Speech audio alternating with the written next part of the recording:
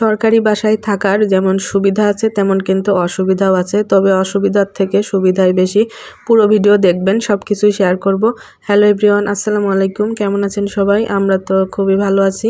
তো সকাল থেকে আজকে ভিডিওটা শুরু করলাম। সকালে নাস্তা করার জন্য এখানে গোলা রুটির মতো করে চাপটি বানিয়ে নিচ্ছিলাম। এর মধ্যে পেঁয়াজ, কাঁচামরিচ, লবণ, হলুদ একটু দিয়েছিলাম। এভাবে আমার কাছে খুবই ভালো লাগে। আর এদিকে রাতের বেলায় আপনাদের ভাইয়া পুঁই শাক আনছিল, তো এটা এখনও বাছা হয়নি। নাস্তা করার পরে বেলকনিতে এসে দেখি এই বৃষ্টির মধ্যেও বাসা বদলাচ্ছে। আসলে বাসার মেয়াদ শেষ হয়ে গেলে ঝড় বৃষ্টি হলেও কিন্তু তার মধ্যেই বাসা বদলাতে হয়। একটানা তো চট্টগ্রামে 1 সপ্তাহ বৃষ্টি হচ্ছে, তো বদলি হইলে 3 মাস সময় দেয় বাসা বদলানোর, কিন্তু বদলি যদি না হয়, বাসার মেয়াদ শেষ হয়ে যায়, তাহলে কিন্তু 3 বছর হলেই বাসা ছেড়ে দেওয়া লাগে। তো এই ভাবিরা হচ্ছে 3 বছর ছিল বাসায়, তো এখন বাসার মেয়াদ শেষ হয়ে গেছে, এখন বাইরে বাসা নিছে, তো সেখানেই চলে যাচ্ছে। আর এদিকে আজকে বাসায় সকাল থেকে পানি ছিল না, কারেন্টও যাচ্ছিল আর আসতেছিল, ঠিক মতো থাকতেছিল না। তো পানি বালতিতে তুলে রাখছিলাম, সে পানি দিয়েই আমি রান্নাবান্নার কাজ শুরু করে দিলাম। এখন হচ্ছে প্রায় 2টা বাজে দুপুর।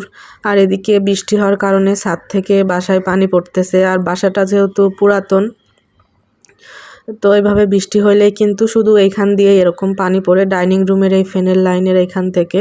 তো এখানে আমি একটা কাপড় দিয়ে রাখছি, আমার ছেলে হচ্ছে দৌড়াদৌড়ি করতেছে, পানি পড়লে তার উপরে ও পড়ে যাবে, এই জন্য কাপড় দিয়ে রাখছি। আর এই তো এদিকে পুঁই শাক আনছিল, অনেকগুলো পুঁই শাকের পাতাই নষ্ট, তো সেগুলো সব পরিষ্কার করে রেখে আমি রান্নাঘরে চলে আসলাম। তরকারিটা হাতে মেখে বসিয়ে দিলাম।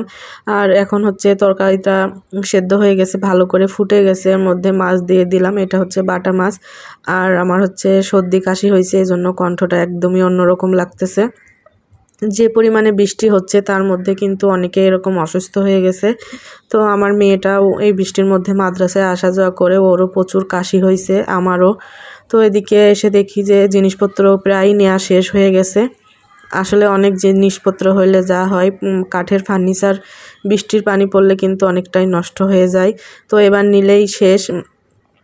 তো এদিকে তারপরে আমি খাবারটা খেয়ে নিলাম রান্নাবান্না শেষ করে। তারপরে তো সন্ধ্যাবেলায় ছেলে মেয়ে আর আমি একটু চা খাবো। আপনাদের ভাইয়া এখনও বাসায় আসে নাই, তো আমি আর আমার ছেলে মেয়ে, মানে মেয়েরও যেহেতু কাশি হয়েছে, আমারও ঠান্ডা লাগছে, তো ভাবলাম একটু চা খাই, তাহলে ভালো লাগবে। তো চা খেতে কিন্তু আমি বেশি একটা পছন্দ করি না। তো এই ছিল আজকের ভিডিও, কেমন লাগলো অবশ্যই জানাবেন। সবাই ভালো থাকবেন, আল্লাহ হাফেজ।